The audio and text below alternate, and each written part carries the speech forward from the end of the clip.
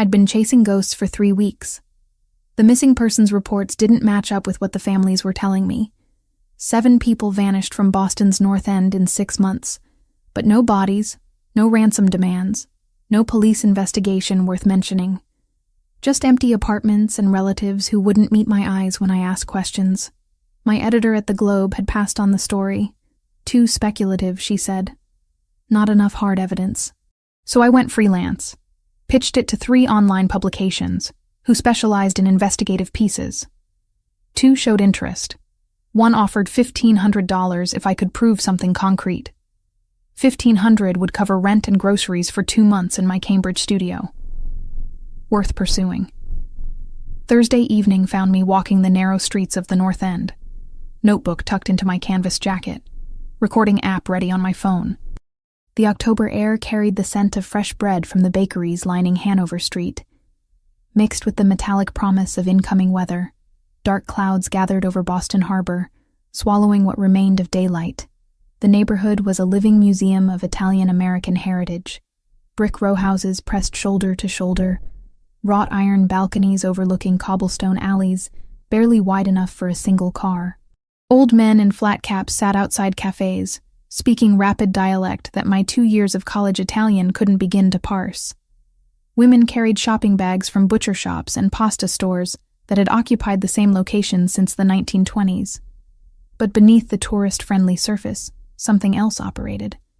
I'd noticed it in my weeks of observation. The way conversations stopped when certain people passed. The deference shown to specific businesses. The young men in dark clothing who seemed to appear and disappear without pattern or purpose that made sense to an outsider. Traditional power structures, I'd written in my notes. Alternative governance in communities law enforcement ignores or exploits. The academic language made it publishable. The truth was simpler and more dangerous. I'd come to the Church of Santa Maria della Vittoria because 3 of the missing persons had been regular attendees. 70s-era construction trying to mimic older European architecture. All stone facade and stained glass windows depicting saints I didn't recognize. Not raised Catholic. I felt like an anthropologist entering foreign territory as I climbed the front steps.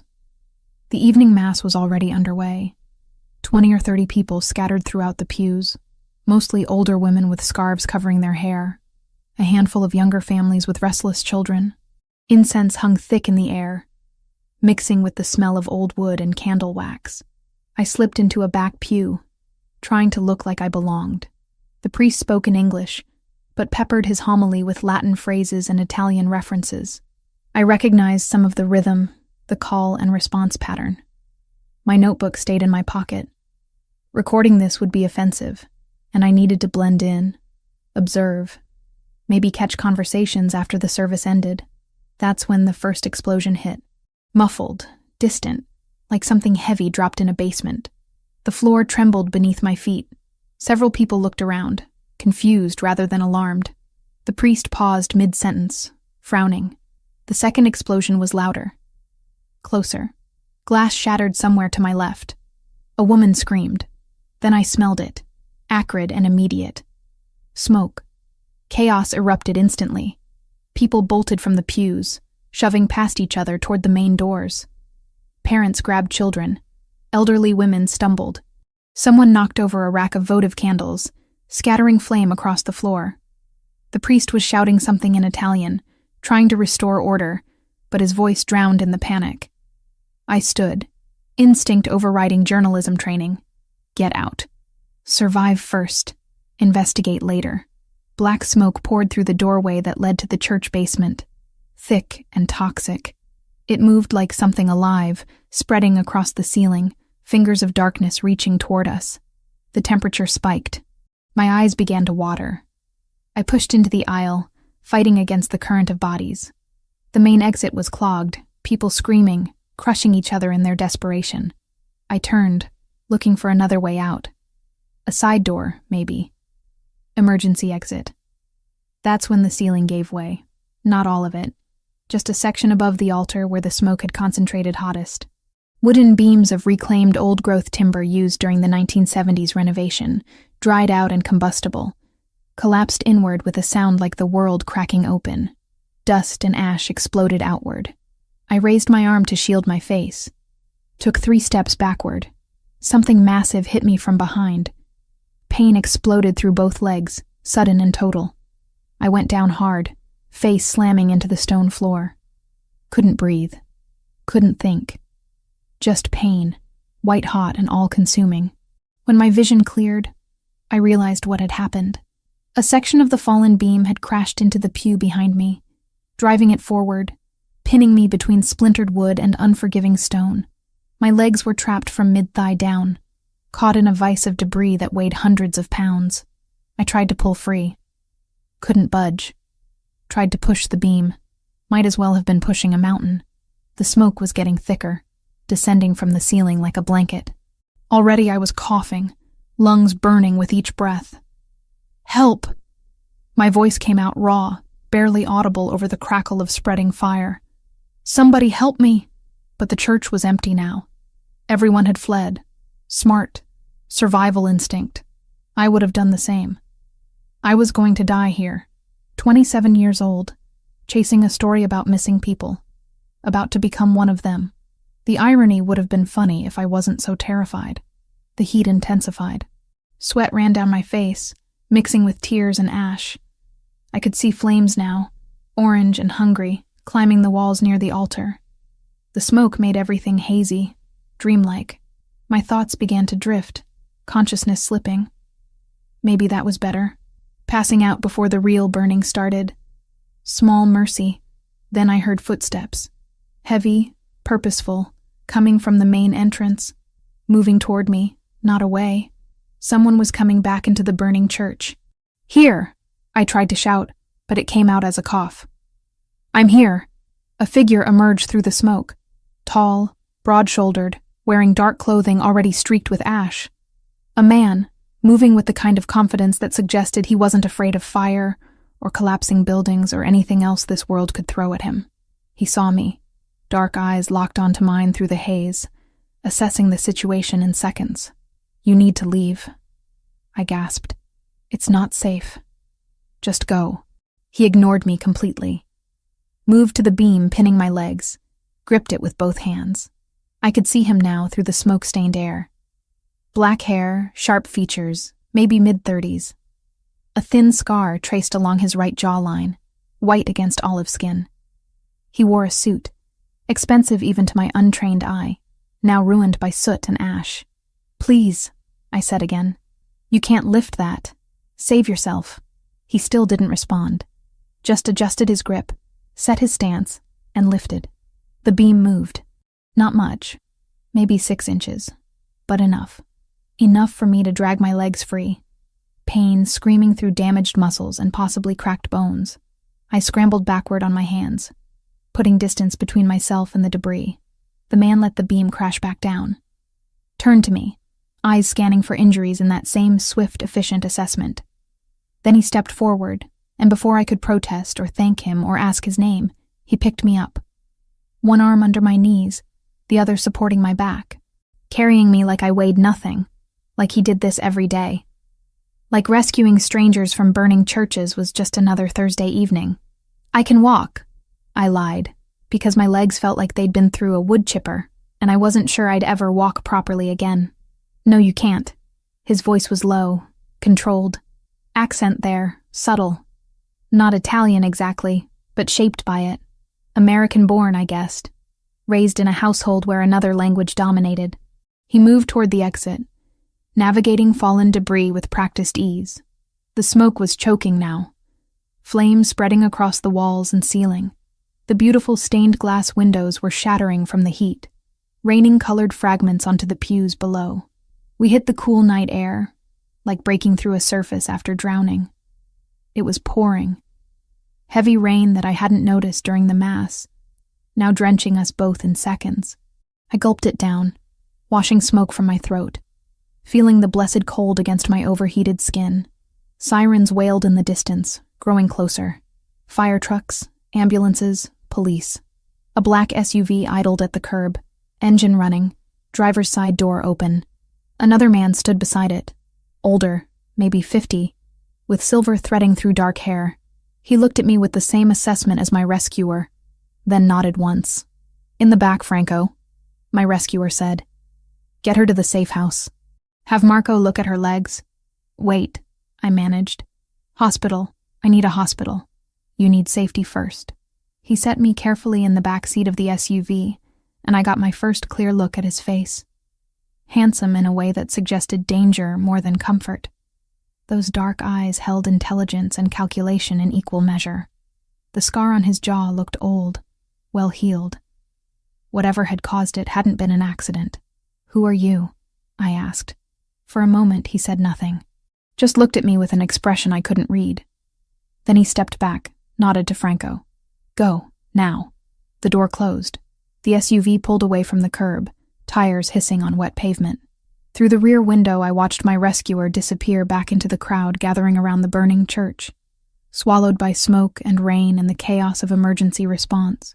I tried to stay conscious, tried to catalog details, license plate numbers, street names, journalist training kicking in even as my body shut down from shock and pain. But the last thing I saw before darkness took me was his face. Those eyes. That scar. The man who had walked into hell itself to pull me out. Consciousness returned in fragments. White ceiling. Antiseptic smell. Pain in my legs, dull and throbbing, but manageable. Not the screaming agony I remembered from the church. I tried to sit up. Mistake. My body protested immediately, muscles seizing. A hand appeared in my peripheral vision, pressing gently against my shoulder. "Easy, Miss Bennett. You've been through significant trauma." The voice belonged to an older man in a white coat, silver hair neatly combed, wire-rimmed glasses perched on a narrow nose. He had the calm, professional demeanor of someone who'd spent decades dealing with injuries and didn't rattle easily. "Where am I?" My throat felt raw, words coming out scratchy. "Safe." He shone a light in my eyes, checking pupil response. "You have severe contusions on both legs, minor smoke inhalation, and a mild concussion. Nothing broken, fortunately. You were lucky." "Lucky?" "Right. Because being trapped in a burning building qualified as good fortune if you survived it." The room came into focus gradually. Not a hospital. Too quiet. Too private. Medical equipment lined one wall. Professional grade. But the space itself felt more like a high-end bedroom converted for healthcare purposes. Hardwood floors, thick curtains blocking natural light, expensive furniture pushed against the walls to make room for the hospital bed I occupied. "I need to leave," I said, pushing myself up despite the doctor's warning look. "I need to contact someone. My friend will be worried. All in good time." The doctor stepped back, making notes on a tablet. "Your vitals are stable, but I'd prefer you rest another few hours before attempting to walk." The door opened before I could argue. A man entered, the same one who'd driven the SUV. Franco, the rescuer had called him. Up close, I could see the weathering on his face, the kind that came from decades of stress rather than simple aging. Maybe 50, though he carried himself like someone who could still handle physical confrontation if necessary. "How's our guest, Marco?" he asked the doctor. "Recovering well? She's insistent on leaving." Franco's mouth twitched in what might have been amusement. They usually are. He turned his attention to me, dark eyes assessing. "I'm Franco Rinaldi.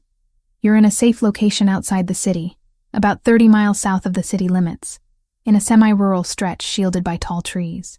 Your injuries have been treated. You'll be released in 3 days, once the situation stabilizes." In her head, Emily conceded the rule had died with the pre-dawn blast. What situation? I swung my legs over the side of the bed, ignoring the protests from damaged muscles. I was in a church that caught fire. Random tragedy. There's no reason to keep me here. Wasn't random. Franco's tone remained conversational, but something in it made me stop moving. The Church of Santa Maria della Vittoria was targeted specifically. Explosives planted in the basement, timed to detonate during evening mass. You walked into the middle of a territorial dispute you don't understand. My journalist instincts kicked in immediately, overriding fear. Territorial dispute between who? Organizations you're better off not knowing about. I'm a reporter. I was investigating disappearances in the North End. I met his gaze directly. I have a right to know what's happening. Something flickered across Franco's face. Respect, maybe, or surprised that I'd admit my profession. "We know who you are." Emily Bennett, 27, freelance journalist, lives alone in Cambridge. Recently pitched a story about missing persons to 3 online publications. "You've been asking questions in the neighborhood for 3 weeks. Ice formed in my stomach. "You've been watching me. We watch everyone who shows unusual interest in our community." He said it matter-of-factly, like surveillance was a perfectly reasonable response. "Mr. Fioraldi wanted to ensure you weren't law enforcement or working for competitors. Mr. Fioraldi being the man who pulled me from the fire. The same. He'll be here shortly to explain the situation properly. In the meantime, you're welcome to move around the suite. But you cannot leave the property. Consider it protective custody." "I'm not under arrest," I said, anger rising. "You can't just hold me here." Franco moved to the door, paused with his hand on the frame. "The people who bombed that church saw you inside before the evacuation. They know someone was trapped. If they find out you survived, you become leverage against Mr. Fioraldi. 3 days, Miss Bennett. That's all we're asking. Give us time to secure the situation. Then you walk away." He left before I could respond. The doctor, Marco, followed without a word, leaving me alone in the medical suite with my thoughts and a growing sense that I'd stumbled into something far more complex than I'd imagined. I stood carefully, testing my weight on both legs. Painful, but functional. The room had a bathroom attached, mirror above the sink. I looked like hell. Face smudged with ash I'd apparently sweated through, red hair a tangled mess, eyes bloodshot from smoke exposure. A change of clothes had been laid out on a chair, comfortable athletic wear in my size, which was somehow more unsettling than the surveillance revelation. How long had they been watching? What else did they know? I cleaned up as best I could with the supplies available, changed into the provided clothing, and began exploring my surroundings. The suite opened into a larger bedroom, tastefully decorated with furniture that probably cost more than my car. Windows overlooked extensive grounds, trees providing natural privacy, a tall stone wall visible in the distance. Definitely not in the city anymore. Suburbs, maybe, or rural Massachusetts entirely. My phone was gone. So was my bag, my notebook, everything I'd been carrying. Journalist instincts screamed at the loss of my notes. 3 weeks of interviews and observations vanished. The bedroom door wasn't locked. I tested it carefully, half expecting an alarm or a guard posted outside. Nothing. Just a long hallway, thick carpet muffling footsteps, more expensive art on the walls. I moved quietly, cataloging details. Large house, multiple rooms, everything maintained with the kind of care that suggested serious money and professional staff. Voices drifted from somewhere below. Male, speaking in what sounded like Italian. I couldn't make out words, but the tone suggested business discussion rather than casual conversation. "You should be resting." I spun around. Matteo Fioraldi stood at the end of the hallway, hands in his pockets, watching me with those same dark, assessing eyes. He'd changed clothes since the rescue, now wearing tailored black pants and a charcoal shirt, sleeves rolled to his elbows. The scar on his jaw stood out more clearly in the hallway lighting. "You can't keep me here," I said, proud that my voice stayed steady. "I appreciate the rescue, but I need to leave. I have a life, responsibilities. People who'll worry. Your friend Sarah." He moved closer, and I fought the urge to step back. "The editor you work with occasionally. She's expecting you back when?" The casual knowledge of my personal life sent another chill through me. "That's none of your business. Everything that happens in my territory is my business, Miss Bennett, including journalists asking questions about things they shouldn't." He stopped a few feet away, close enough that I could smell faint traces of smoke still clinging to his clothing. "But I'm not your enemy. I saved your life because you were an innocent caught in someone else's war. Then let me go. In 3 days. Once we're certain the Albanian Mafia won't use you to get to me." Albanian Mafia. He said it so casually, confirming what Franco had implied.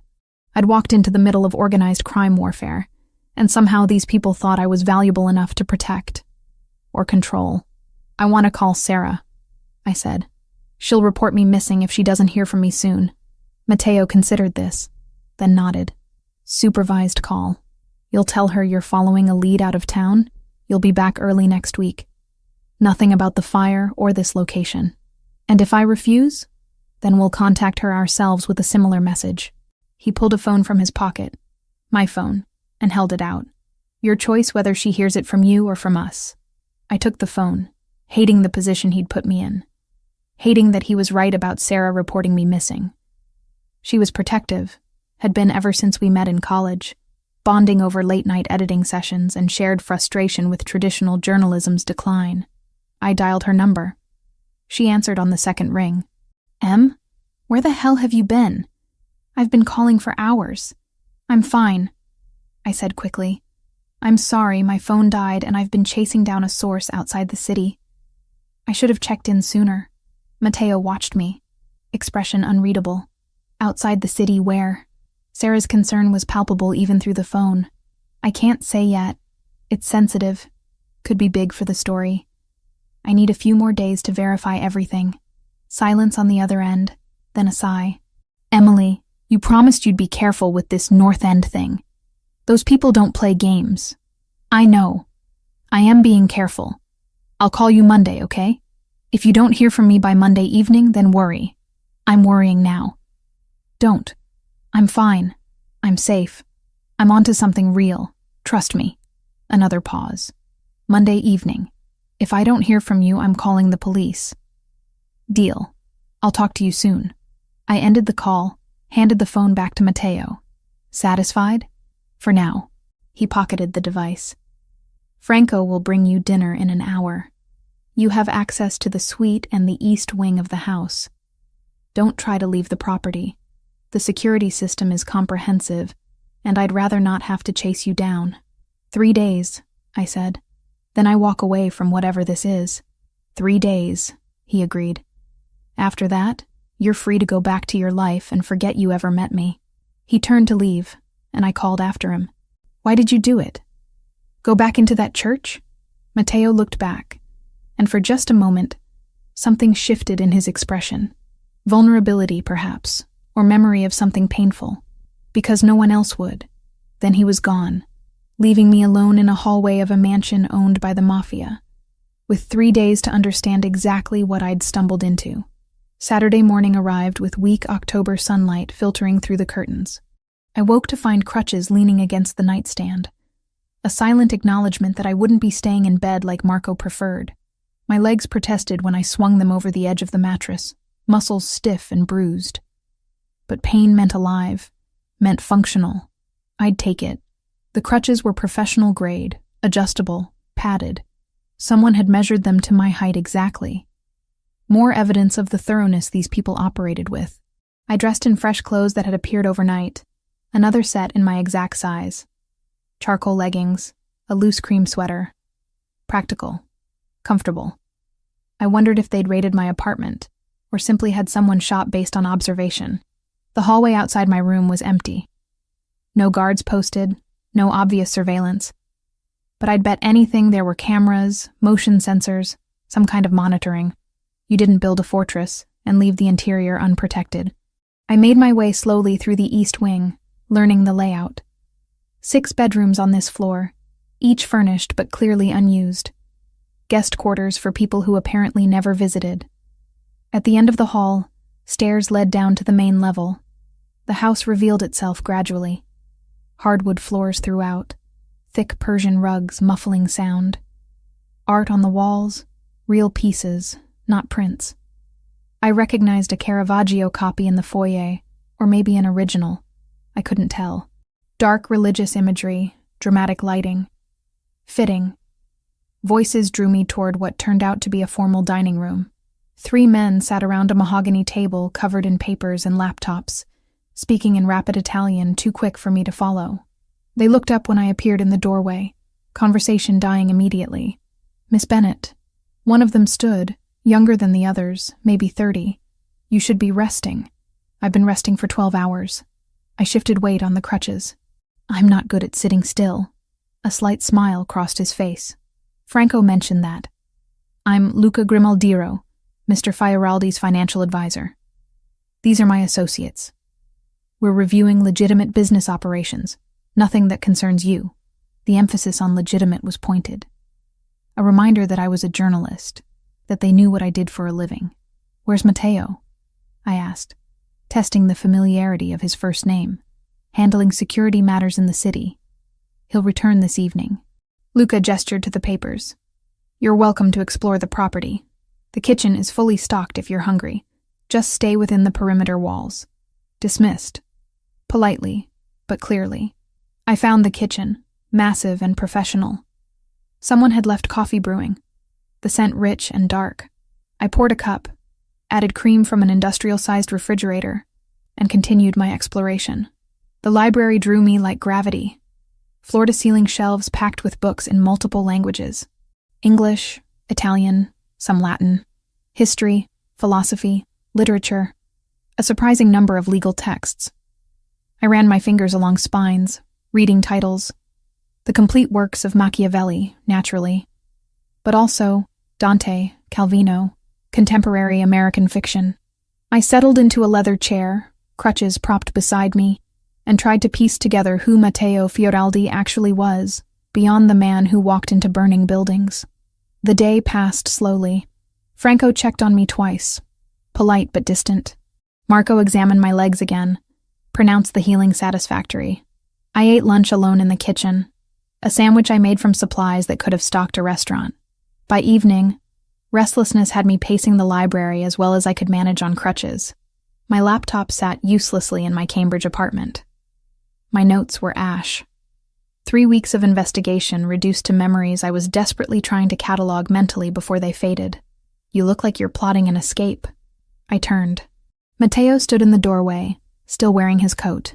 Dark circles shadowed his eyes. Exhaustion carved into the lines of his face. He'd been awake as long as I'd been unconscious. Maybe longer. Just thinking. I lowered myself back into the chair. "Franco said you were handling security matters. Damage control." He moved to a cabinet, poured amber liquid into a crystal tumbler. Whiskey, from the smell. The church bombing made the news. 5 people injured in the evacuation. Thankfully, none seriously. The community is frightened. They want answers I can't give them yet. Who did it? Albanian organization trying to establish control over port operations. He took a long drink. They're pushing into territory that's been ours for 70 years. The church was a message. They're willing to hurt civilians to make their point. And you're not. His eyes found mine. Dark and unreadable. I don't involve innocence if I can avoid it. That's not always possible in this life. But it's a line I try not to cross. He moved to the window, looking out at grounds now dark beyond the glass. My grandmother attended Mass at Santa Maria della Vittoria every Sunday for 43 years. She died 6 months ago. That church was important to her, to the whole community. Bombing it during services was designed to provoke me specifically. It worked. Yes. He turned back. Which is why you're still here. They know I pulled someone from the fire. If they discover it was a journalist investigating their operations, you become leverage. Or a loose end to eliminate. My mouth went dry. I wasn't investigating them. I didn't even know they existed. But you were asking questions about disappearances that intersect with our territorial dispute. People we've been quietly relocating to keep them safe from Albanian retaliation. He studied me over the rim of his glass. Your instincts were good. You were following a real story. You just didn't understand the full picture. So explain it to me. Why? So you can write about it? So I can understand why I'm a prisoner in a mansion south of Boston instead of home in my own bed.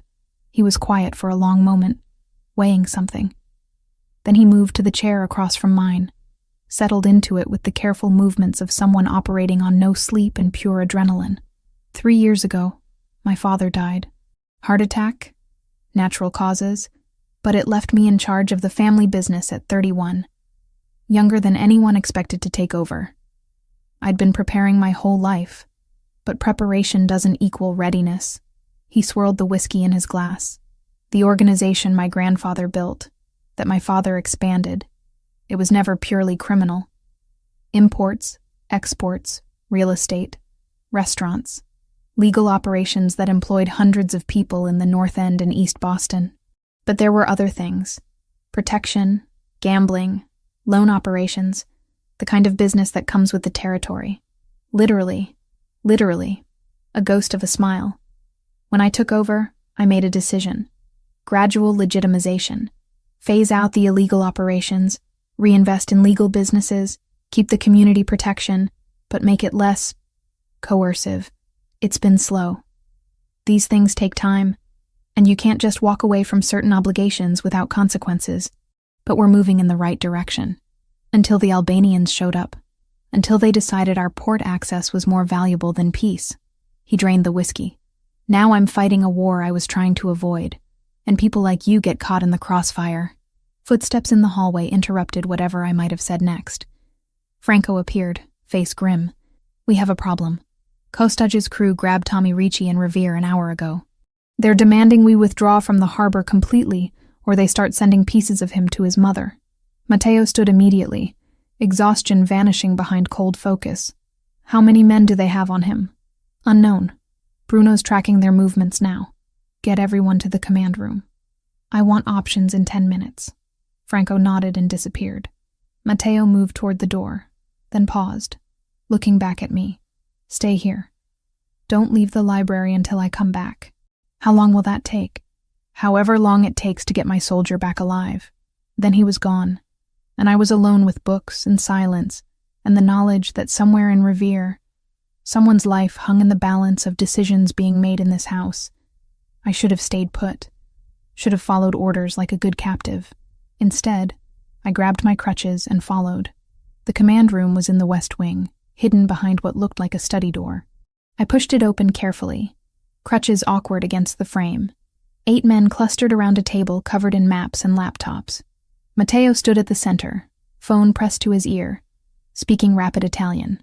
Franco noticed me first, his expression shifting from surprise to resignation. No point sending me back now. Bruno has eyes on the warehouse in Revere, someone reported. 3 hostiles outside, unknown number inside. Tommy's definitely there? Matteo asked, ending his call. Confirmed. They moved him 20 minutes ago. I stayed against the wall, trying to be invisible. This was operational planning, the kind of thing civilians weren't supposed to witness. But no one ordered me out. Maybe they were too focused, or maybe Matteo had decided I'd already seen too much for it to matter. The operation unfolded like choreography. Franco coordinating teams, routes mapped, contingencies planned. Matteo made the final calls with calm precision, never raising his voice, commanding absolute attention. 6 men, 2 vehicles. We go in fast, extract Tommy, minimize engagement. This is a rescue, not retaliation. He looked at each man. Everyone comes home tonight. They moved out within 15 minutes. I watched from the window as SUVs disappeared down the driveway, taillights swallowed by darkness. Then there was nothing to do but wait. Marco found me in the library an hour later. Brought tea I didn't ask for but accepted anyway. They'll be back soon, he said. Mr. Fioraldi doesn't take unnecessary risks. Just necessary ones? A slight smile. In his position, all risks are necessary. The vehicles returned at midnight. I heard them from upstairs, watched men file back into the house. Tommy Ricci came out of the second SUV supported by 2 others, bloodied but walking. Alive. Matteo was the last to enter. Even from the window, I could see the tension in his shoulders, the way he moved like every muscle ached. This was what leadership looked like, not the glamorous version from movies, but the grinding weight of other people's lives resting on your decisions. Sunday passed in strange suspension. I spent it reading, avoiding questions I wasn't ready to ask. The house felt different after witnessing the rescue operation, less like a prison, more like a fortress protecting something fragile. Matteo kept his distance. I saw him occasionally through doorways, always in conversation, phone constantly at his ear. The man who'd talked to me in the library felt unreachable now, swallowed by responsibility. I went to bed early Sunday night, exhausted despite doing nothing physical all day. My legs ached less, healing progressing. Another day, and I could probably manage without crutches. The explosion woke me from dreamless sleep. The entire house shuddered. Glass shattered somewhere below. My body reacted before my brain caught up, rolling out of bed, hitting the floor as training from disaster reporting kicked in. Get low, assess, find exit. Then I heard gunfire. Not movie gunfire, controlled and dramatic. Real gunfire. Sharp cracks overlapping, too fast to count. Shouting in Italian. Running footsteps in the hallway outside my room. My door slammed open. Matteo filled the doorframe, gun in his right hand, eyes scanning the room with lethal focus. Stay down, he ordered, moving to the window. Away from the glass. I crawled toward the bathroom, putting the bed between myself and the windows. My heart hammered against my ribs so hard it hurt. This wasn't abstract danger anymore. This was violence in real time, happening in the house where I slept. More gunfire. Closer now. Matteo spoke into a radio clipped to his belt, coordinating in clipped Italian. Franco's voice crackled back, reporting positions, casualties. A sound like breaking wood came from downstairs. Someone screamed, cut off abruptly. The lights went out, plunging everything into darkness, relieved only by security lights from the grounds outside. How many? Matteo asked into the radio. Franco's response was lost in another explosion, smaller than the first, but close. The window above the bed blew inward, showering glass across the mattress. Matteo moved without hesitation, crossing to me, positioning his body between the window and where I crouched. We're moving. Stay behind me. We went into the hallway. 2 of Matteo's men had taken position at the stairs, weapons trained downward. One had blood running down his face from a cut above his eye. They breached the south entrance. Franco appeared from a side hallway. 4 hostiles down. 2 of ours wounded. They're pulling back. As if his words summoned it, more gunfire erupted from below. One of the men at the stairs jerked backward, hit. He went down hard, clutching his shoulder, blood spreading dark across his shirt. I moved before thinking. Crawled to him, pressed my hands against the wound. He gasped, tried to push me away, but I held firm. Pressure, I said. Keep pressure on it. Someone threw me a towel. I wadded it against the entry wound, the man groaning beneath my hands.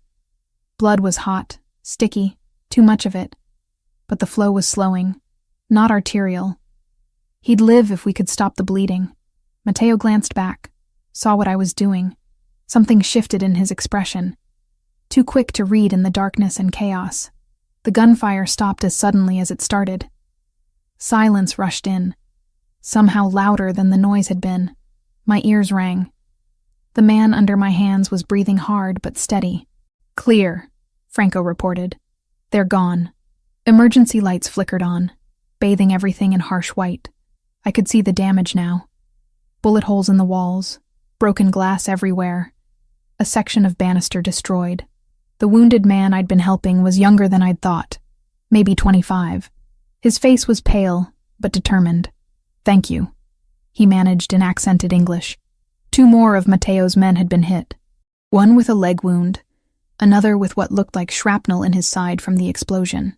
Marco was already moving between them, triaging with professional efficiency. But there was a 3rd man, still and silent near the stairs. Franco knelt beside him, checked for a pulse, then slowly shook his head. The weight of it hit me like physical force. Someone had died. A real person, with family and history and plans for tomorrow that would never happen. Because of a war over territory and money and power structures I barely understood. Matteo stood over the body for a long moment, then turned to Franco. Get his family here. I'll tell them personally. The next hours blurred together. Police were notably absent despite the gunfire and explosions. Apparently, these neighborhoods operated under different rules, different authorities. The kind of arrangement you didn't talk about openly, but everyone understood. The property sat on private land with a long, gated access road, and Matteo's people had already jammed cell signals and fed a false alarm to the local dispatcher, delaying patrols by design. I watched from the library as dawn broke, painting the damaged house in gold light that seemed obscene against the night's violence. Matteo had been gone for 2 hours, visiting the dead man's widow. When he returned, he looked like he'd aged years. He found me on the back veranda, the only part of the house that felt clean of violence. Neither of us spoke at first. What was there to say? His name was Vincent Moretti, Matteo finally said. 26 years old. Married 8 months. His wife is 3 months pregnant. I closed my eyes against the image. I'm sorry. He knew the risks. But Matteo's voice held no conviction. Just exhaustion. That doesn't make it any easier. We sat in silence as the sun climbed higher. It felt wrong, the world continuing like nothing had happened. Franco appeared in the doorway, face grim. We need to talk. Both of you. We followed him to the study. He pulled up photos on a laptop, surveillance images grainy and dark. Our informant sent these, taken by Albanian spotters during the attack. Franco clicked through several images, then stopped on one that made my stomach drop. It was me, kneeling over the wounded guard, clearly visible through a window. The angle showed my face, my red hair, enough detail to identify me without question. They know who you are now, Franco said. They recognized you from the church. They know Matteo protected you, brought you here. Matteo leaned forward, studying the image with cold focus. When was this taken? 20 minutes into the attack, before they withdrew.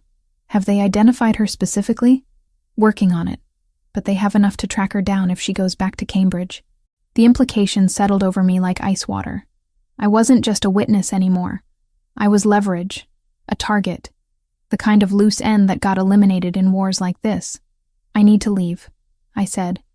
Get out of Boston entirely. Go stay with family in California until this blows over. They'll find you, Matteo said flatly. If they want you badly enough, geography doesn't matter. And running makes you look guilty.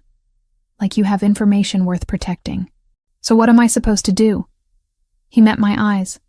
Stay here, under protection, until we end this or they lose interest. How long could that take? I don't know. My phone buzzed in my pocket. Sarah. I'd promised to call her Monday, but it was barely dawn. Why would she be up this early? I answered, hyper-aware of Matteo and Franco listening. Sarah? Thank God. Emily, are you watching the news? There was an attack in Revere last night, connected to that church bombing. They're saying it's organized crime, Albanian mob against the local Italian families. This is what you were investigating, isn't it? I closed my eyes. Of course she'd made the connection. Sarah was too smart not to. I'm safe, I said carefully. I'm nowhere near Revere. But you're still pursuing this story. Emily, this is dangerous. These people don't care about press credentials or First Amendment rights. They'll hurt you. I know. I'm being careful. Where are you right now? I can come get you. We'll leave Boston together until things calm down. I looked at Matteo, who shook his head slightly. If Sarah came here, she'd become part of this too. Another target. Another person in danger because of me. I can't tell you where I am, but I'm safe. I promise. Just give me a few more days. Emily. Sarah, trust me, please.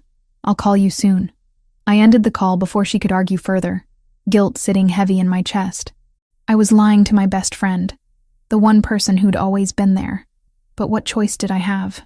You did the right thing, Franco said quietly. Keeping her out of this protects her. I wasn't sure I believed him, but I also wasn't sure I had any other options left. The week that followed Vincent Moretti's funeral stretched longer than the 7 days on the calendar suggested. I'd told myself I was staying because leaving would be more dangerous, because the Albanians had my face, and Franco was right about geography not mattering to people who wanted you dead. But that wasn't entirely true anymore. Tuesday morning found me in the library again, laptop open on the mahogany desk. Franco had provided it reluctantly, after I'd argued that sitting idle was driving me insane. Limited internet access, heavily monitored, but functional for basic research. I started with the disappearances that had brought me to the North End in the first place. 7 people in 6 months, all connected to the Italian community. No bodies, no ransom demands, just empty apartments and families who wouldn't talk. I cross-referenced names with property records, social media activity, utility bills. Patterns emerged slowly, like developing photographs in a darkroom. Maria Giordano, reported missing in April, had electricity bills showing up at an address in Hartford, Connecticut. Anthony Cusumano, gone in June, had a new driver's license issued in Providence, Rhode Island. They weren't dead. They were relocated. By Wednesday afternoon, I'd mapped 5 of the 7 to new locations, all within 3 hours of Boston, all in areas where Italian communities existed, where they could blend in, start over. Witness protection, but not the federal kind. This was family taking care of its own. I found Matteo in what Franco called the war room, staring at maps of Boston Harbor with the intensity of a general planning invasion. He looked up when I entered, exhaustion carved into the lines around his eyes. "The missing people," I said without preamble. "They're not missing. You moved them." He studied me for a long moment, then gestured to a chair. "Sit. Tell me what you found." I laid out my research, the addresses, the pattern of relocation. He listened without interrupting, occasionally nodding as I confirmed what he already knew. "They were witnesses," he said when I finished, "to Albanian operations, to violence, to things that would have gotten them killed if they testified. So we moved them quietly. New identities, financial support, protection. Better than what the federal government would have provided, and faster. Why not go through proper channels? Because proper channels mean trials, publicity, years of waiting while the people you're testifying against know exactly where to find you." He leaned back, scrubbing a hand across his face. "The Albanians started pushing into port territory 2 years ago. Not aggressively at first, just testing boundaries. But when they met resistance, they escalated. Started targeting civilians who might cooperate with authorities. So you got them out first. We protected our community. That's what families do, Miss Bennett. Legal or not, that's the responsibility we accepted generations ago." Thursday brought a different kind of education. Matteo had business in the North End, and Franco suggested I accompany them. "Fresh air," he said. "Change of scenery." The truth was simpler. They wanted me to see what they actually did beyond the violence and territory wars. We drove into the neighborhood in an unmarked sedan. No entourage, no obvious security. Just Matteo, Franco, and me watching Boston's Italian heart go about its daily business. Our first stop was a bakery on Hanover Street, the kind that had occupied the same storefront since the 1940s. The owner, an old man with flour-dusted hands, greeted Matteo with genuine warmth. They spoke in Italian too rapid for me to follow, but I caught the gist. A dispute with the landlord. Rent increases the bakery couldn't sustain. Matteo made 2 phone calls.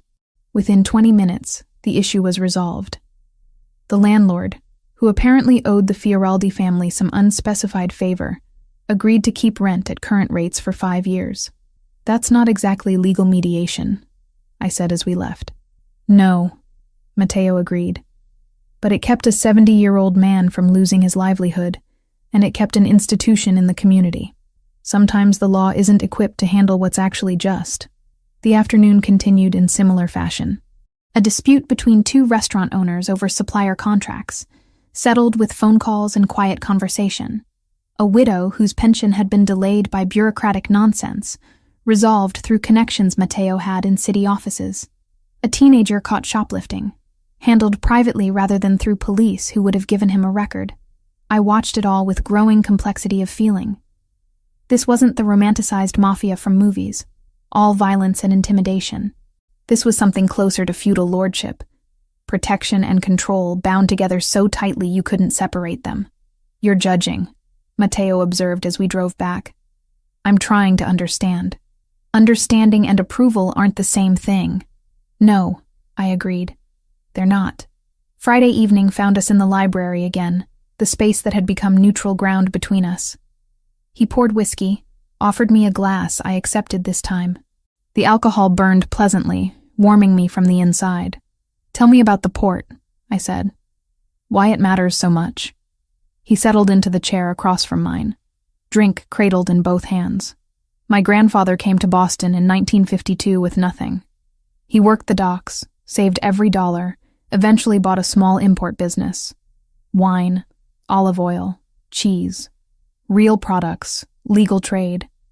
My father expanded it, added restaurants, real estate. We employ 300 people directly, another 200 indirectly through contracts and supply chains. And the illegal operations? Protection, mostly. Gambling operations we inherited and haven't fully phased out. Some loan services the banks won't touch. He met my eyes. I'm not pretending we're saints, Emily, but 70% of our revenue is legitimate business. I've spent 3 years moving that number toward 80, toward 90. It's slow, but it's progress. Until the Albanians showed up. Until they decided our port access was more valuable than peace. They want the shipping routes, the warehouse space, the connections we've built over 70 years. His jaw tightened. They think they can take it through violence and intimidation. They're wrong. My phone buzzed. Sarah, for the 3rd time this week. I'd been maintaining the lie about chasing a story, keeping details vague, promising to check in regularly. The guilt was becoming its own weight. I stepped into the hallway to answer. Hey, you sound tired. Long week. How are things there? Fine. Boring without you around. She paused. Are you sure you're okay? You sound different. Different how? I don't know. Stressed, maybe, or scared. If you're in over your head with this story, you can walk away. No article is worth getting hurt. I thought about Vincent Moretti's widow, about the bullet holes in the mansion walls, about the way Matteo looked at me sometimes like I was a problem he couldn't solve. I'm not in danger, I said, the lie tasting worse each time I repeated it. I promise I'll be home soon. We talked for a few more minutes before she had to go. When I returned to the library, Matteo was standing at the window, looking out at grounds lit by security lights. You're good at lying to her, he observed. Practice. I rejoined him at the window. This is becoming easier, being here. That worries me. Why? Because I'm a journalist. I'm supposed to maintain objectivity, distance. But I'm watching you operate, seeing the complexity, and I can't fit it into the neat categories I'm supposed to use. You're not a villain, but you're not a hero either. You're just a person making impossible choices in an impossible situation. He turned to face me. We were close enough that I could see the different shades in his dark eyes, the way the scar on his jaw caught the light. What will you write? He asked. When this is over and you're back to your life, what story will you tell? I don't know yet, but you will write something. It's what I do. Even if it puts people at risk? The question hung between us, sharp and unavoidable. He wasn't wrong to ask. Publishing anything about the Fioraldi family, even in academic terms, even without names, would have consequences I couldn't fully predict.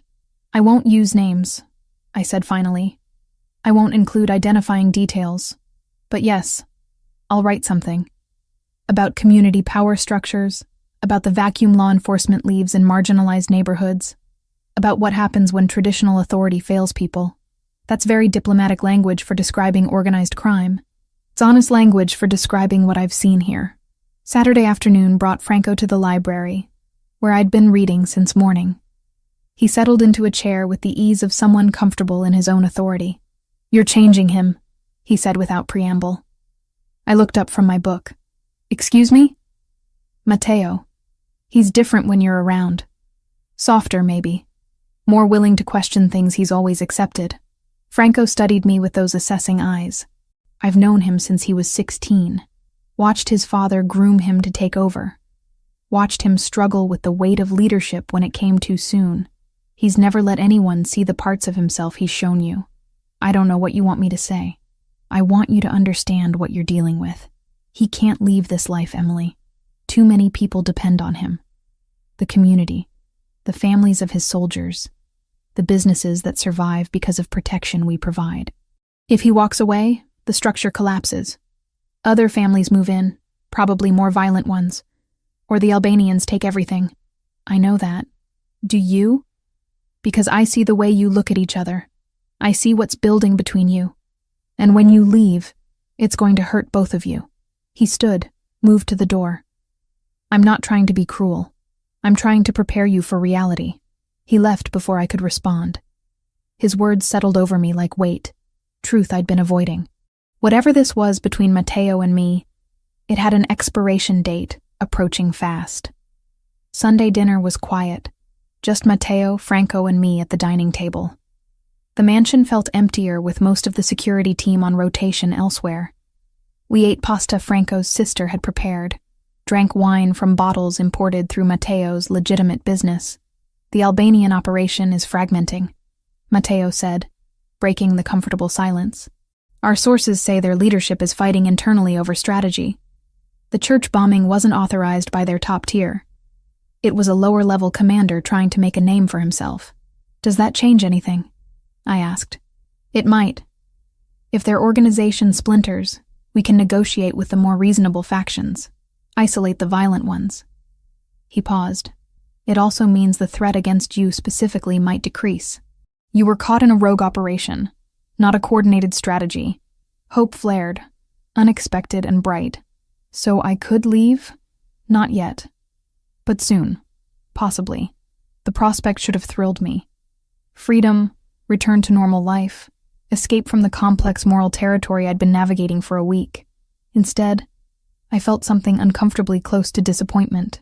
That night found me on the veranda again, wrapped in a borrowed coat against the October chill. Matteo appeared beside me without announcement, 2 glasses of wine in hand. Thank you, I said, accepting one. For everything. For saving me, protecting me, showing me things I never would have understood otherwise. You're welcome, though I'm not sure what you're thanking me for. I put you in danger by pulling you from that church. The Albanians wouldn't have known you existed otherwise. You also saved my life. I'd be dead if you hadn't gone back in. We stood in silence, watching stars emerge in the darkening sky. Boston's light pollution was visible on the horizon, but out here we could see the constellations clearly. I've been thinking about what you said, Matteo began, about writing your story. You should do it. Tell the truth as you see it. The complexity, the contradictions, all of it. It won't be flattering. Truth rarely is. He turned to face me. But it'll be honest, and that matters more. The moment stretched between us, charged with everything unsaid. His hand reached up, fingers brushing hair back from my face with unexpected gentleness. My breath caught. Then the veranda door opened. Franco stood there, phone in hand, expression urgent. We have a problem. The Albanian commander who ordered the church bombing, someone just took him out. Execution style. And they're pointing fingers at us. Matteo's posture shifted instantly from the man beside me to the leader his family needed. Gather everyone. Command room, 5 minutes. He looked back at me once, regret and something else crossing his features. Then he was gone, and I was alone on the veranda with stars overhead and the taste of almost on my lips. The assassination of the Albanian commander changed everything overnight. Monday morning brought a tense energy to the mansion. Men moving with purpose through hallways, conversations conducted in urgent whispers. I stayed out of the way, watching from the library as Matteo's organization shifted into high alert. Franco found me before noon, his expression grim. We need to talk. Both of you. Matteo was already in the command room when we arrived, studying satellite images of the North End on multiple screens. He looked like he hadn't slept, exhaustion etched into every line of his face. The Albanians are planning retaliation, Franco said without preamble. Our source inside their operation sent this an hour ago. He pulled up architectural plans on one of the screens. They're targeting the church again. Santa Maria della Vittoria. Explosives, enough to level the entire block.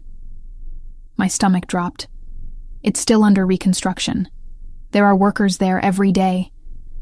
They don't care about workers, Matteo said flatly. They care about sending a message.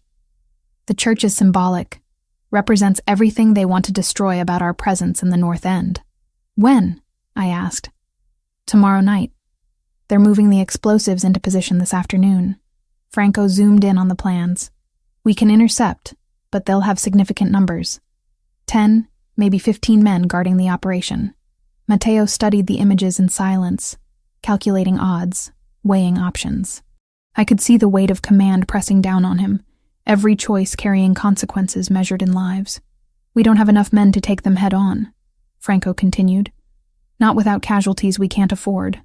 An idea formed, reckless and possibly brilliant. What if you didn't have to go head on? I said.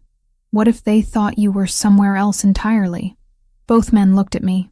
I moved to the computer, pulling up my research from the past week. During my investigation, I identified a Boston PD detective who's been feeding information to the Albanians. Detective Carl Morgan, works Organized Crime Division. I have his contact information from when I was trying to get quotes for my article. I looked at Matteo. If I reached out to him, said I had information about Fioraldi family operations at the port tomorrow night, he'd pass it to his Albanian contacts. You want to plant false intelligence? Matteo said slowly. Create a diversion. They split their forces, send people to the port expecting an ambush there. Meanwhile, you hit their actual operation at the church with your full team. Franco was already shaking his head. Too risky. If they suspect it's a setup, they adjust and we lose the element of surprise. And it puts Emily directly in their crosshairs if Morgan figures out she's working with us. She's already in their crosshairs, Matteo said quietly. The photos from the attack proved that. He studied me for a long moment, and I could see him fighting two impulses. The strategic value of my plan versus the desire to keep me out of danger entirely. I can do this, I said. Morgan thinks I'm just a journalist chasing a story. He doesn't know I'm here. Doesn't know I have any connection to your family beyond being a witness to the church bombing. I tell him I've been investigating Fioraldi operations, discovered something big happening at the port, offer it as an exclusive tip. He takes it to the Albanians. They can't resist the intelligence. And if it goes wrong? Matteo asked. Then we adjust. But doing nothing guarantees they bomb that church and kill whoever's in the area. The silence stretched. Franco waited for Matteo's decision, clearly against the plan but deferring to his judgment. You stay here, Matteo finally said. In the command van with Franco. You make the call, plant the information, then you don't leave this property. Understood? Understood. And Emily? His eyes held mine. If this works, I owe you more than I can repay. If it doesn't, I'll never forgive myself for agreeing to it. We spent the next 2 hours planning every detail. What I'd say to Morgan, how to make the intelligence sound credible without being too specific. Timing the call so the Albanians had enough notice to redirect resources, but not enough to verify independently. At 3 p.m., I made the call from a burner phone Franco provided. Morgan answered on the 4th ring, suspicious immediately. Detective Morgan, this is Emily Bennett.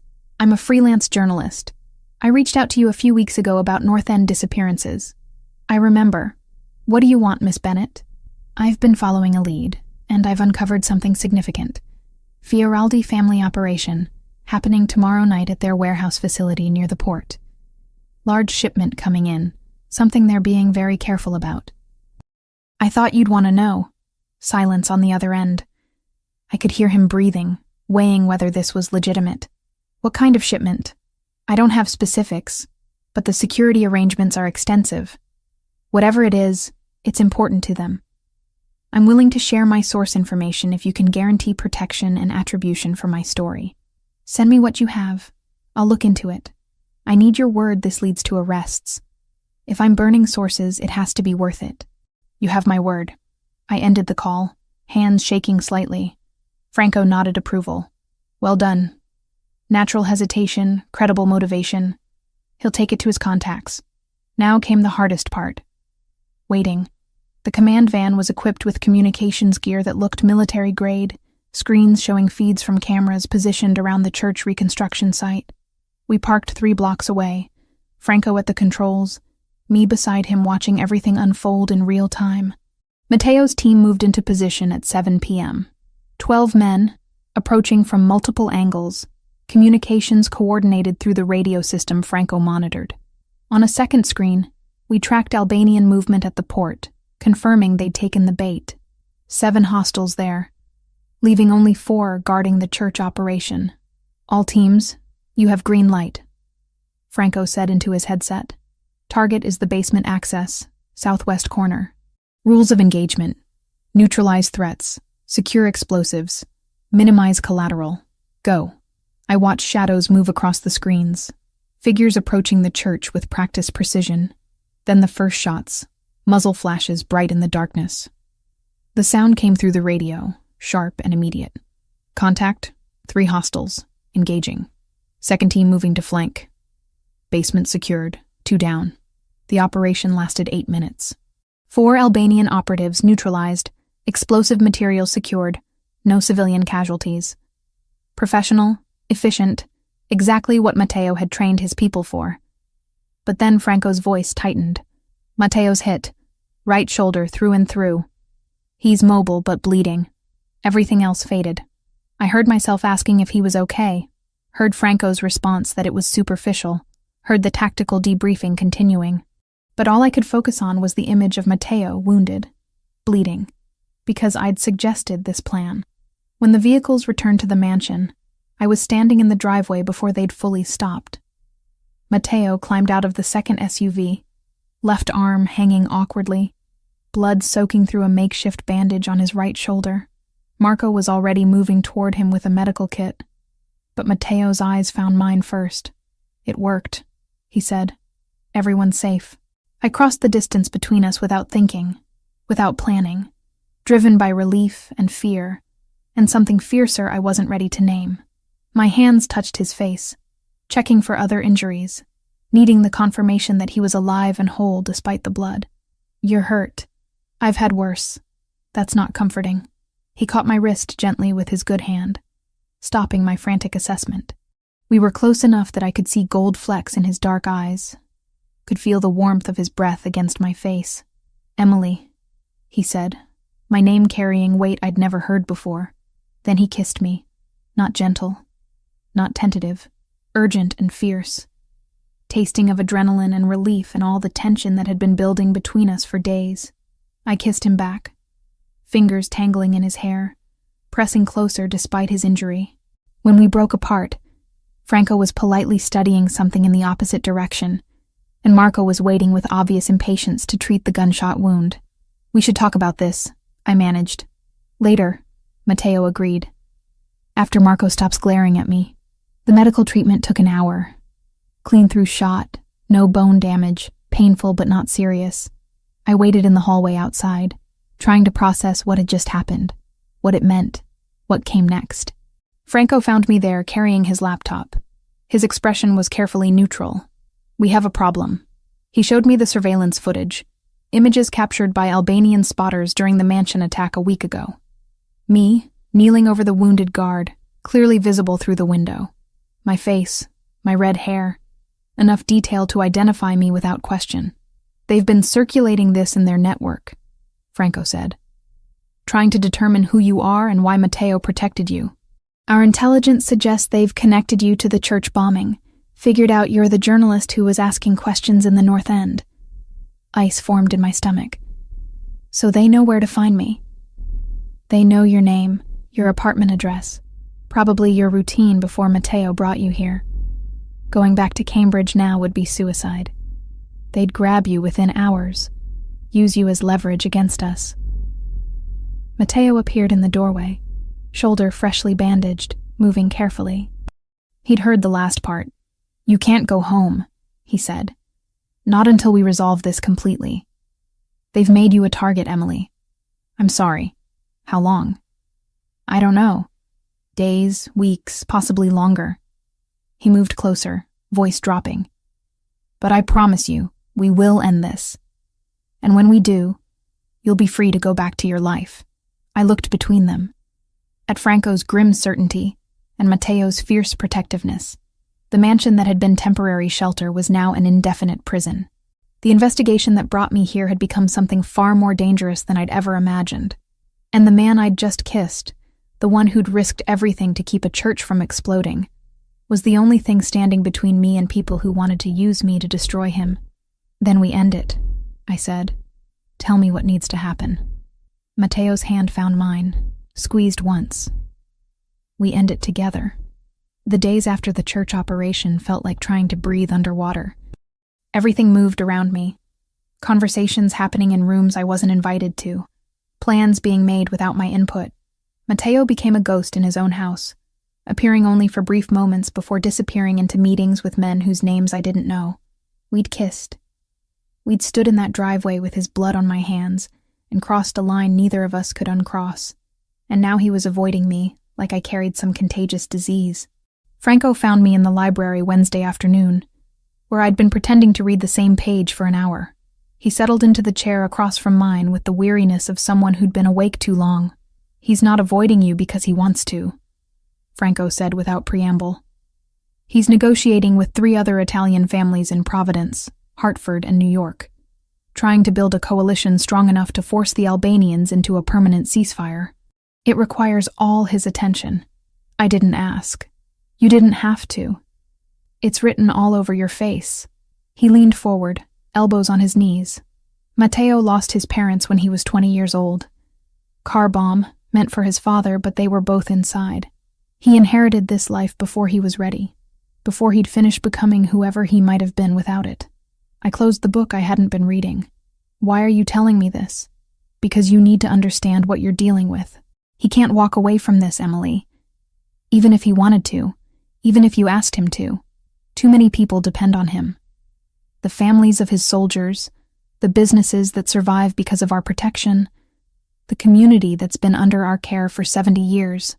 If he abandons it all, what happens to them? I know that. Do you? Because I see the way you look at him. I see what's growing between you, and I need you to understand that when you leave here, it ends. There's no middle ground, no compromise that lets you both have what you want." His words landed like physical blows, each one true and unbearable. "You think I don't know my world and his can't coexist? I think you're hoping for a miracle that doesn't exist." Thursday morning brought a visitor I didn't expect. Franco intercepted a phone call to the house, then brought his phone to me in the library. "FBI," he said quietly. "Agent Christina Wells, Organized Crime Division. She wants to talk to you about the Fioraldi family. I could block it, but she'll just try again. Better to handle it now." I took the phone, pulse quickening. "This is Emily Bennett. Miss Bennett, I'm Special Agent Wells. I understand you've been staying at the Fioraldi estate for the past 2 weeks. I'd like to speak with you about what you've witnessed there. I'm a journalist. I was caught in the church bombing, and Mr. Fioraldi provided protection while the Albanian situation was volatile. I don't have information relevant to any investigation. You've been living in the home of a known organized crime figure. You've surely observed operations, overheard conversations, seen things that could help us build a case against criminal activity. With respect, Agent Wells, I haven't witnessed any criminal activity. Mr. Fioraldi runs legitimate import businesses and provides community support in the North End. If you're investigating him, you're wasting resources that could be used against the people who actually bombed that church." Silence on the other end, then a carefully controlled response. "We have ways of protecting witnesses who cooperate, Miss Bennett. Ways of ensuring your safety that don't involve living under the control of a mafia boss. I'm not under anyone's control. I'm grateful for the protection I received, and I have no interest in cooperating with an investigation based on assumptions rather than evidence. Are we done here? For now. But if you change your mind, call this number." She rattled off digits I didn't bother to memorize. "Be careful who you trust, Miss Bennett." The call ended. I handed the phone back to Franco, who looked impressed despite himself. "That was well handled. You could have destroyed us with one conversation. I'm not interested in destroying anyone. I'm interested in understanding the truth, and the truth is more complicated than good guys and bad guys." That evening, Matteo finally emerged from his office. I found him on the veranda, the same place we'd stood when Franco interrupted us with news of the Albanian commander's death. It felt like years ago, instead of days. "The negotiations are done," he said without turning. "We have an agreement. The Albanians keep their existing territory in Charlestown. We maintain control of the North End and port operations. Neutral zones established, penalties for violations. It's not perfect, but it's peace. That's good. It means you can leave. Go back to your apartment, your life. The threat against you is officially rescinded as part of the agreement. You're no longer leverage. The relief I should have felt didn't come. Just a hollow ache where hope had been building without permission." "When?" I asked. "Tomorrow morning. Franco will drive you home, ensure your apartment is secure. We'll maintain distant surveillance for a few weeks, just to be certain, but you'll be safe." I moved to stand beside him at the railing. The October night was cold. Stars sharp overhead. We should talk about what happened. After the church operation. We kissed. His voice was flat, carefully controlled. In the heat of the moment, adrenaline and relief. It doesn't change anything, doesn't it? He turned to face me then, and the pain in his eyes was so raw it took my breath away. Emily, I can't give you what you deserve. I can't walk you down Hanover Street without worrying about who's watching. Can't take you to dinner without calculating security risks. Can't introduce you to my life without pulling you deeper into danger. You deserve someone whose past doesn't include bodies buried in consequences. Someone who can give you a normal future. And what if I don't want normal? You say that now. But 6 months from now, when you're living under constant surveillance, when you can't publish certain stories because it puts me at risk, when you have to lie to everyone you know about who I really am, you'll regret it. And I won't do that to you. So you're deciding for both of us. I'm protecting you from a choice you'll come to hate. I wanted to argue, to fight against his certainty. But I could see the conviction in his face, the way he'd already made the decision, and locked it behind walls I couldn't breach. What if I wrote about this? I asked. About community power structures. About what I've seen here. Would you try to stop me? No. Write your truth, Emily. Tell the story as you understand it. Just protect the people in it. The ones who trusted you by letting you see behind the curtain. I will. We stood in silence, the space between us charged with everything unsaid. Finally, he stepped back, creating distance that felt permanent. Franco will have you ready to leave at 8 a.m. If you need anything before then, he'll arrange it. He walked away without looking back, and I stood alone on the veranda wondering how something that had felt so right could end so absolutely. Friday morning came too fast. I packed the few belongings I'd accumulated, changed into my own clothes that someone had retrieved from my apartment. The woman who looked back at me from the mirror was different from the one who'd entered a burning church 2 weeks ago. Harder, maybe. More aware of the shadows that existed beneath the surface of every city. Franco drove me home in silence, respecting the fact that I had nothing left to say. Cambridge looked exactly the same as when I'd left, which felt wrong somehow. The world should have changed to reflect everything that had happened. My apartment was exactly as I'd left it. Dishes still in the sink from that Thursday morning that felt like a lifetime ago. Franco checked every room, every window, confirmed the security measures his people had installed. You have my number, he said at the door. If anything feels wrong, if anyone approaches you about what you saw, call immediately. Thank you, Franco, for everything. He nodded once, then left, and I was alone for the first time in 2 weeks. Sarah arrived 30 minutes later, letting herself in with the spare key I'd given her years ago. She took one look at my face and pulled me into a hug that broke something loose inside me. Tell me everything, she demanded. I told her what I could. The investigation, the church bombing, being caught in the wrong place. I described staying with people who protected me, learning things that changed how I saw the North End. I left out names, faces, the way Mateo's eyes looked in firelight. And now you're safe? She asked. Now I'm safe. Over the next 2 weeks, I wrote. Not the story I'd originally planned, but something deeper. An examination of how communities create their own governance structures when traditional authority fails them. How protection and control become indistinguishable. How people survive in the margins using whatever tools they have available. I sent it to an academic journal specializing in urban sociology. They published it within a week, and it generated exactly the kind of thoughtful discussion I'd hoped for. Professors cited it. Students used it in papers. Fellow journalists reached out with questions. But every night, I lay in my bed and felt the absence of something I'd never really had.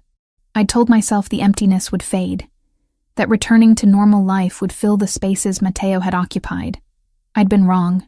2 months felt longer than the 2 weeks I'd spent in Mateo's mansion. January arrived with the kind of cold that made Boston feel like a different city entirely. Snow transforming the brick and concrete into something softer, almost forgiving. I'd settled back into my life with surprising ease on the surface. Freelance assignments, coffee dates with Sarah, the rhythms of Cambridge existence that required no explanation or justification. But underneath, something fundamental had shifted. I saw power structures everywhere now. the invisible networks that govern neighborhoods, the way protection and control intertwined in ways most people never noticed. The envelope arrived on a Thursday with no return address, just my name written in careful script. Inside were photographs printed on glossy paper. Albanian crime boss Arben Kastrati in FBI custody. Federal agents escorting him from a warehouse in Chelsea. The headline from the Boston Globe clipped and included, "Major human trafficking ring dismantled. Albanian leader faces life sentence." No note. No message. But I knew who'd sent it. I sat at my kitchen table for a long time, studying the images. Matteo had been working toward this even while I'd been at the mansion, building a case against the Albanians that would end the territorial war permanently. Not through violence, but through the justice system he claimed didn't work for people like him. The irony wasn't lost on me. Saturday morning found me restless, unable to focus on the article I was supposed to be drafting. I pulled on my winter coat, wrapped a scarf around my neck, and headed out into the cold, without a destination in mind. My feet carried me to the North End. I told myself it was research, checking on the church reconstruction for a follow-up piece I'd been considering. The truth was simpler and more complicated. Santa Maria della Vittoria was taking shape again. The blackened stone had been cleaned, new stained glass installed in some windows, scaffolding covering the areas still under repair, maybe 60% complete. Workers moved around the site even on Saturday, the community determined to reclaim what had been taken from them. I found a cafe across the street, one of the small places that had survived gentrification through sheer stubbornness. Ordered an espresso I didn't really want, and settled at a window seat, watching the reconstruction. They're saying it'll be finished by Easter. My heart stopped, then kicked into overdrive. I didn't need to turn around to know that voice. But I did anyway. Matteo Fioraldi stood beside my table, hands in the pockets of a charcoal wool coat, scarf loose around his neck. He looked thinner than I remembered, shadows under his eyes suggesting too many long nights. But the scar on his jaw was the same, and those dark eyes held the same intensity that had made me forget every rational objection I'd ever had. "May I sit?" he asked. I nodded, not trusting my voice. He settled across from me, ordered coffee from the server who appeared with obvious deference, then turned his attention back to me. "You got the photos. No message, but yes, I got them.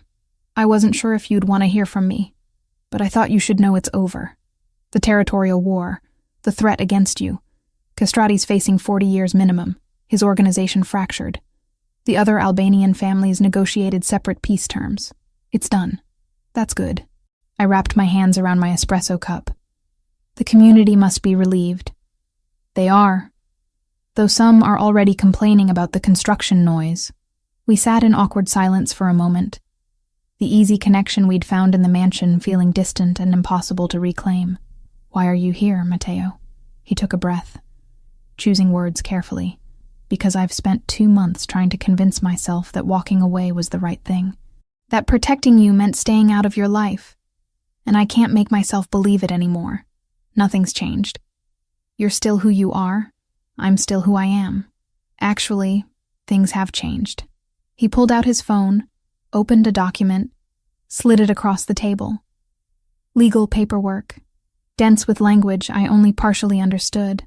"This is a restructuring agreement I signed 3 weeks ago. I've delegated all operational decisions to Franco and a council of advisors. My role is now strictly oversight of legitimate business operations, wine imports, restaurants, real estate holdings." I scanned the document, seeing his signature, witness signatures, dates, official and binding. That's not the same as leaving. No, it's not. I can't abandon the community or the people who depend on me. But I'm actively divesting from anything illegal. It's a 2-year process, maybe longer. Contracts to honor, obligations to fulfill properly, but it's happening. I met with attorneys yesterday to discuss how to make the transition permanent. He took the phone back, pulled up more documents. Financial statements showing reduced income from protection operations, increased investment in legitimate enterprises. Correspondence with other Italian families about territorial boundaries and mutual support agreements that didn't require violence. "Why now?" I asked. Because you made me question things I'd always accepted as inevitable. Because I watched you risk everything to stop a church from exploding, and I realized I'd been using my responsibilities as an excuse not to change. He leaned forward. I'm not promising I'll be perfect. I'm not claiming I can walk away from this completely, but I'm trying to become someone who doesn't have to apologize for how he makes a living. The server brought his coffee. He added sugar slowly, giving me time to process. What are you asking me, Matteo? Dinner. Just dinner. Let me show you who I'm becoming, not who I was. If you decide it's not what you want, I'll respect that. But I had to try, Emily. I had to know if what we had was real or just adrenaline and impossible circumstances. I thought about the past 2 months. The way I'd reread my own article dozens of times, looking for him between the lines. The way Cambridge felt emptier than it should. Even with Sarah and my work and my freedom. The way I'd driven past the North End twice without admitting why. I don't know if this can work, I said honestly. Our worlds don't overlap easily. I know. I'm not going to stop writing. If I see something that needs to be exposed, I won't protect you. I wouldn't ask you to. And I won't lie to people I care about. Sarah already suspects something happened that I'm not telling her. Then tell her. The truth. Whatever version you're comfortable with. I'm done with secrets that matter. I studied his face, looking for the calculation I'd seen during those weeks at the mansion. Found only exhaustion and hope, and the same vulnerability he'd shown me in the library that first night. 1 dinner, I said. No promises beyond that. Relief washed over his features. 1 dinner, that's all I'm asking. We finished our coffee talking about surface things. The reconstruction timeline, changes in the neighborhood, a new restaurant Franco's sister was opening. Easy conversation that reminded me why I'd been drawn to him in the first place, beyond the danger and the protection and the impossible situation. When we left the cafe, snow had started falling again, light flakes drifting through the narrow streets of the North End. Matteo walked beside me, careful to maintain a respectful distance, as we wandered down Hanover Street. What's your opinion on the great cannoli debate? He asked suddenly. I laughed, surprised. The what? Mike's pastry versus modern pastry. It's a serious question. Wars have been fought over less. I'm a journalist. I remain impartial on controversial topics. Coward. Diplomatic.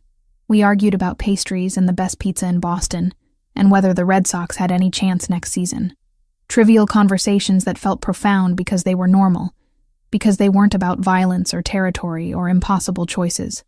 At the corner where Hanover met Prince Street, we stopped. My apartment was in one direction, his life in another. Thank you for today, I said. Thank you for giving me a chance. He reached into his coat, pulled out another card. My personal number. Not business, not monitored. Call me when you're ready for that dinner. I took the card, our fingers brushing in the exchange. The same electricity I'd felt in the mansion driveway, but gentler now. Less desperate. Matteo? I said, as he started to turn away. I'm glad you didn't stay away. His smile was real, reaching his eyes for the first time since he'd sat down at my table. So am I. I watched him walk back into the North End. A figure in a charcoal coat disappearing into falling snow, and the neighborhood that had shaped him. Then I turned toward Cambridge, pulling out my phone. Sarah answered immediately. Em? What's up? I'm having dinner with someone. Maybe tomorrow, maybe next week. I don't know yet. Someone interesting? I thought about Matteo's transformation, about the risks we were both taking, about the possibility that hope could exist without guarantees. Very interesting, and complicated. I'll tell you about it over coffee. I'm holding you to that. We said goodbye, and I continued walking through snow-covered streets, the card in my pocket and a future unwritten stretching ahead. It wouldn't be easy. There would be challenges neither of us could predict, moments where our worlds collided in ways we couldn't control. But for the first time since leaving his mansion, I felt like I could breathe fully, not because anything was certain, but because we'd both chosen to try anyway.